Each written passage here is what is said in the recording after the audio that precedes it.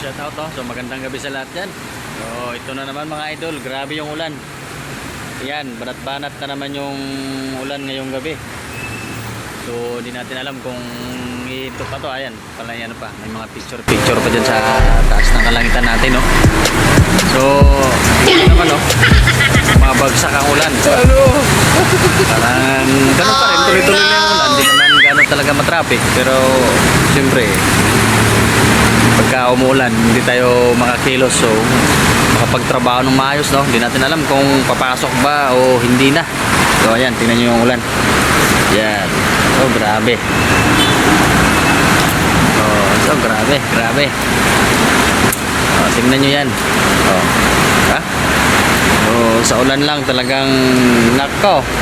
Ayan, oh. Kitang-kita doon sa ilaw. Oh, lakas ng ulan. Oh, kita.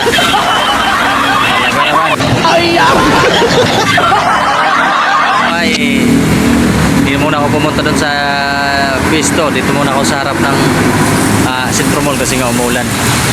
So dito muna ako naka-jote. Maya na ako mag-iikot pagka wala na ulan. Ayan. Oh, tingnan nyo ang ulan sa may ilaw. Oh, grabe. Ulan pa lang talagang solve na nito yung mga taniman, palay, tsaka doon sa mga farmers, no, sa mga probinsya. Daming ano nito, dami ng tubig nito, talagang limpak-limpak na tubig, at saka makakapag tanim na sila ng mga palay natin para naman may makain na tayo. Ayan, so, kita nyo naman yan. Ayan, oh wow, sana all. Ayan, oh, maya yan, mayroon na naman yan. Ngayon hinto-hinto lang na kunti yan.